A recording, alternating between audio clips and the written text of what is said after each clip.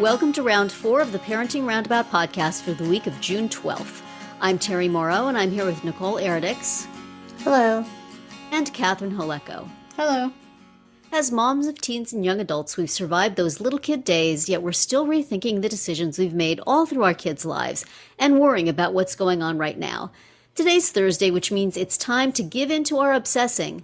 And today we are obsessing about a scene from the second to last episode of Ted Lasso. Are people still obsessing about Ted Lasso now? It's been a couple of weeks since it went off. Are people still shaking their fists on Twitter or posting their favorite scenes on Twitter?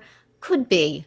But a scene that has stuck in my mind was from the next to last episode, Mom City, in which Ted Lasso had a conversation with his mother. In which, how can we say this? How can we describe this for the our G-rated podcast, Catherine? It loses some of its punch without yes, it does. Without the F word. But over the course of 3 seasons of Ted Lasso, we got to know some of the tragedies in Ted's life and some of the things that have sort of caused him to be the dude he is. And he has this scene where his mother has come to visit, and he says some things to her that I guess he has wanted to say for a long time, but it's in the format of he says, "Thank you, Mom, for doing such and such, and F you for doing this thing that messed me up, and thank you for doing this, and F you for doing that." And it made me think that, are there some things I would have liked to have a conversation like that with my mom about? Probably. Are there things that my kids would want to have a conversation like that about with me? I would love it if they would. They won't. Because I can think of lots of things I did that effed them up, shall we say, which was another theme of that episode. There's a poem about how your parents mess you up. I can think of lots of things that mess them up, and when I bring it up to them, they go, "Oh no, that was fine.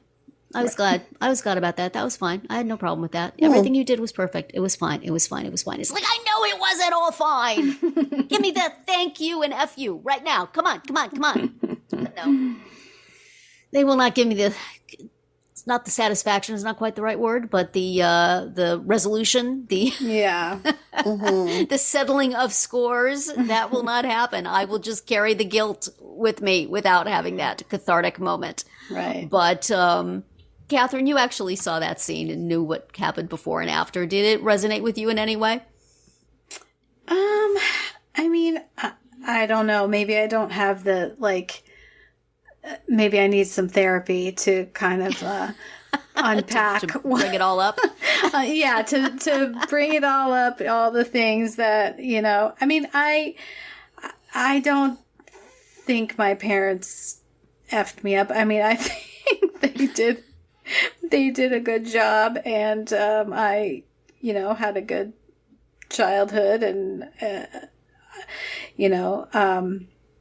I'm sure there are things that, I mean, obviously we all, there's things that our parents did that, they couldn't help. And that's just because of the circumstances that you were in and that they were in and that they were raised in and everything else. So it's tough to say.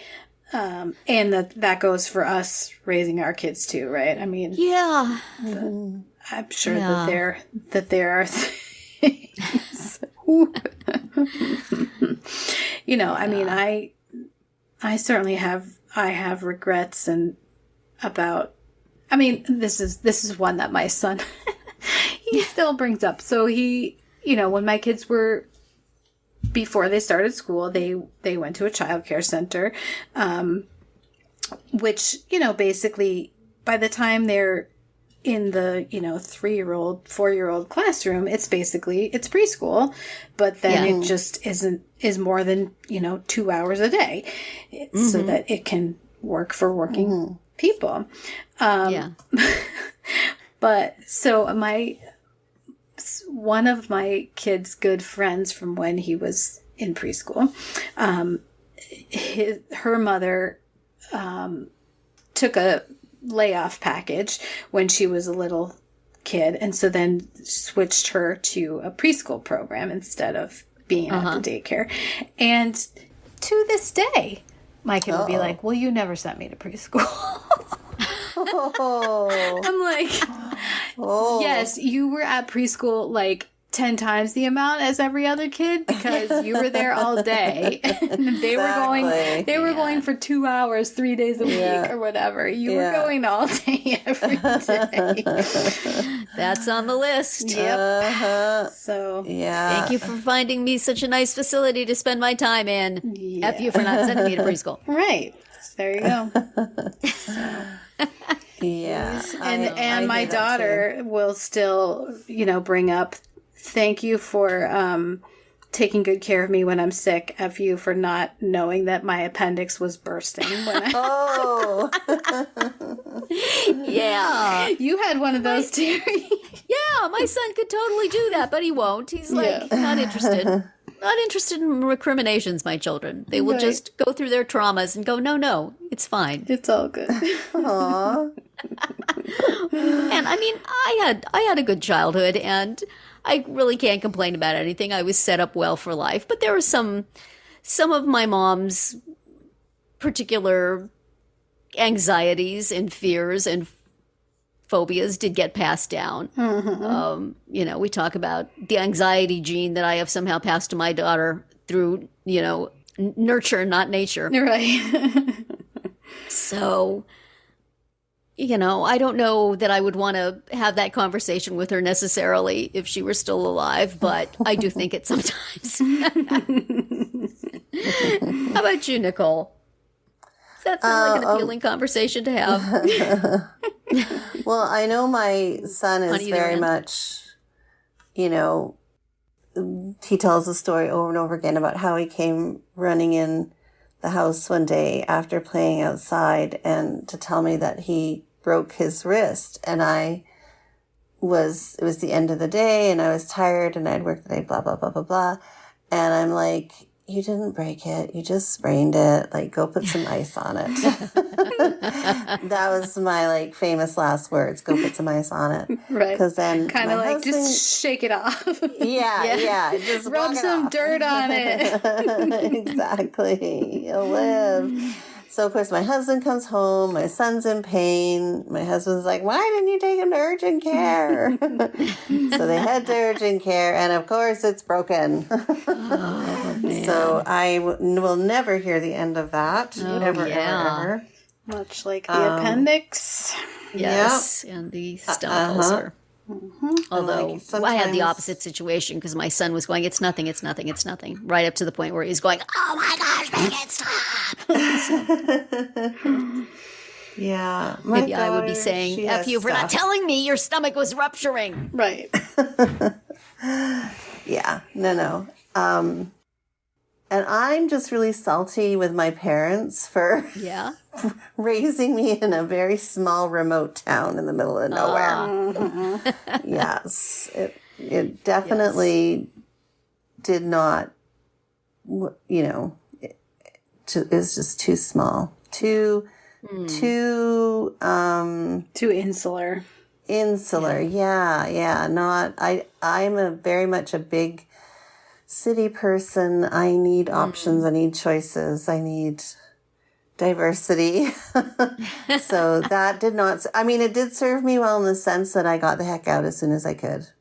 And I've never been back. So that was definitely a place that I wish. And they look back on it and they're like, oh, it was so great. It was such a great place to raise kids. And I'm like, take it from a kid. It wasn't. It was not. You had fun because you got to go to the curling rink every weekend and curl and then have some, socialization time and walk You had home to flee to Australia. Yes, I literally did. I bailed when I was 16 and that was it. So, yeah, that's what that's my big grief. They meant well, but it really benefited them more than me. Right. Yeah. They always mean well. Well, I guess not all of them. Yes. Yes. Yeah. Anyway, that's my little spiel. Well, our kids one day take us to task for having talked about them on a podcast relentlessly and exposed all their foibles to exactly. the general public. Anybody can listen to this. That's right. Yes. Too bad. But that's it for today's round 4, right? Yes. We better get out of here. Never mind. Yeah. We didn't mean any of that. Exactly. Fast forward on to your Scamanda podcast right now. Right. Alrighty, we'll tune in tomorrow when we'll share our roundabout roundup of things that we've been using or enjoying lately that we think deserve a shout out. Find all our episodes at parentingroundabout.com and talk back on the comments there, on our Facebook page or on Twitter where you'll find us at Roundabout Chat.